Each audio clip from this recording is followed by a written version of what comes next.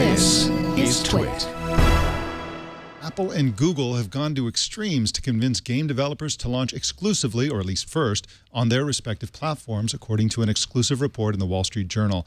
That report was co-authored by Ian Scher, who's a reporter for the Wall Street Journal, and he joins us here today. Welcome, Ian. Hi. So now, what are Apple and Google doing to woo game developers?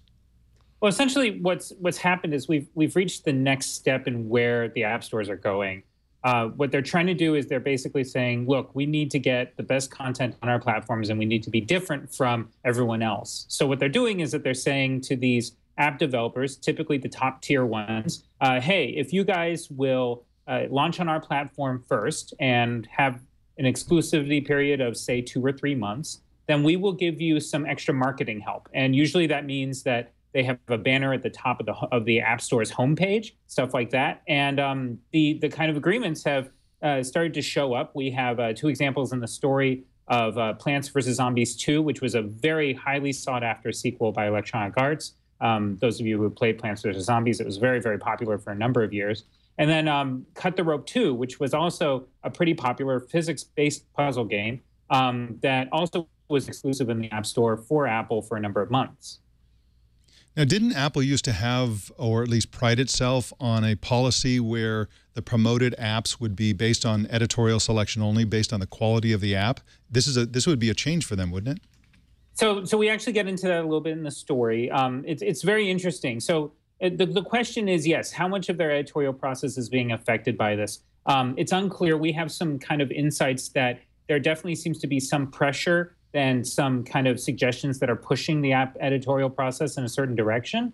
And does that mean that it's being severely affected? It's kind of hard to tell, but it's definitely clear that these exclusives are starting to become very important to Apple, and it is becoming a factor, not the factor, but a factor in how the home page is being created. And as we know, these App Store homepages are incredibly important.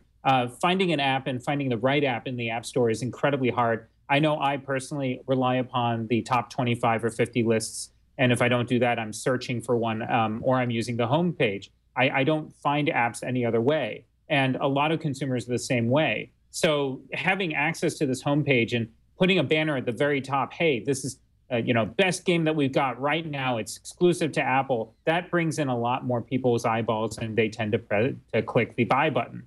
And we have one example in the story that it seems that sometimes you can see as much as a 10-fold increase in app installs when you're on the homepage with one of those banners. So this is not a minor thing to get that, and it's very, very interesting. I know that a lot of the App Store developers say that the App Store, they're really complaining the App Store is broken, that it's hard to find things, that it's really dominated by free games and clones and cheap knockoffs of other apps.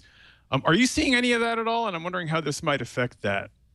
It's very hard. So this is we're talking about that conversation is toward the not to offend, but the lower end of the App Store, if you will, right, where we deal with these clones of games and these copies, and they're not really that great. Part of the point of this process is to go for the high end people, to really go for these games that are highly sought after, that have their own marketing outside of Apple's App Store, which when you're a company that's marketing in like a bus stop, then you're a whole different type of company than someone who's just copying a bunch of apps. So this is where their focus is. Certainly the copying and all that type of stuff, that's a problem too. And that's certainly something that the companies are either addressing or need to address. But that's separate from what we're trying to focus on in this story, at least. Now, clearly, it's a huge deal for the app developers to get on that homepage and to be promoted like that. But how big of a deal is it for Apple and Google? I mean, if you're going to choose between an iPhone and an Android phone, it seems to me that a month or 2 or 3 months of exclusivity for a few gaming apps is not going to sway you one way or the other. Right. So the big thing is, of course, I don't know if you remember, but when Plants vs. Zombies 2 came out, they didn't say how long it was going to be exclusive, and they didn't say when the Android version was coming until it did. So part of this is the kind of, what's a good term for it? It's kind of there's not that much of it. Go get it now, right? And so there's definitely some people who believe, and Apple and Google seem to, and Amazon, by the way, seem to agree with this as well, that having these apps exclusive on your platform does make you more attractive. And if you get enough of them and a plurality of them, then you become the place to go to get the best apps and the most recent ones. So that's part of what they're trying to build here. If you look at, at the bottom of our story, we quote IDC, Lewis Ward, one of the analysts there. He says it seems to be right now that games are actually a very low figure. It doesn't figure in that much to when I'm buying a smartphone or a tablet. So surveys say, okay, maybe this app exclusivity doesn't matter, but Apple, Google, and Amazon seem to believe that if you can get enough of these exclusives, then you become kind of a high-end retailer. You're the best person to go to for these apps, and maybe that will sway people over to your side. Now you said, I know that I was anecdotally I was participating in a discussion of iPad versus Android over the weekend, because that sort of thing never results in flame wars and is always very productive. Never. And what are you talking about? A number of people were citing favorite games as a factor in their purchase decision. So it's definitely up there. Yeah, it definitely is. I mean, I think that Lewis, when I talked to him, said it was like it doesn't figure in the top 5, but it's still there. The question is who you are and what kind of person you are, right? I certainly care a lot more about the games on my smartphone than, say, my mother-in-law. But those things change over time. And, people, if they start believing that, I need to go to Apple because it has the best games all the time and the most recent ones, then that might become a bigger and bigger factor over time. And that's part of what these people are betting on.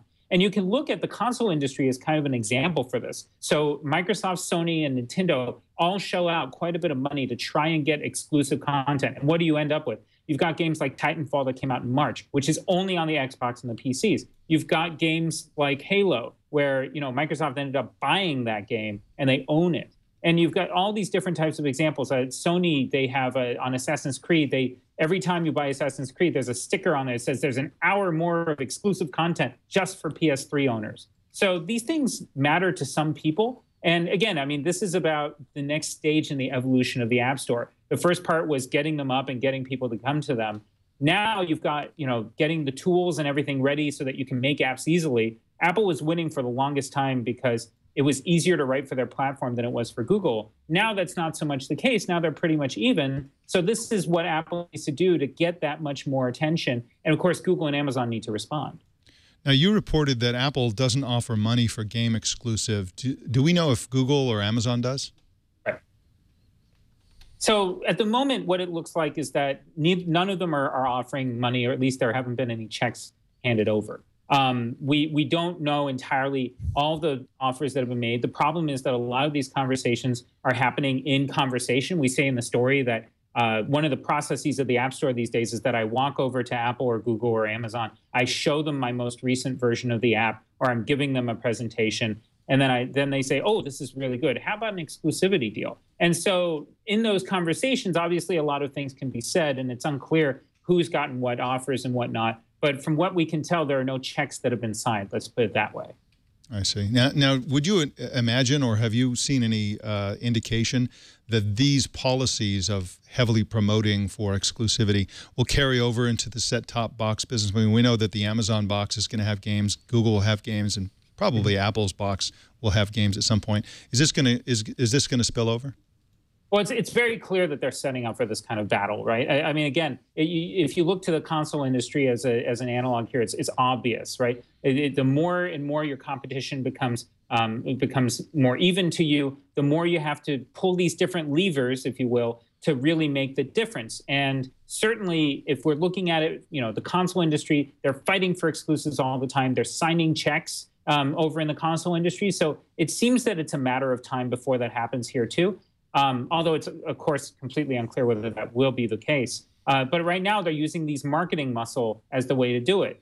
Maybe at one point, that won't be enough anymore. Well, Ian, I want to thank you for coming on Tech News Today and telling us about your story.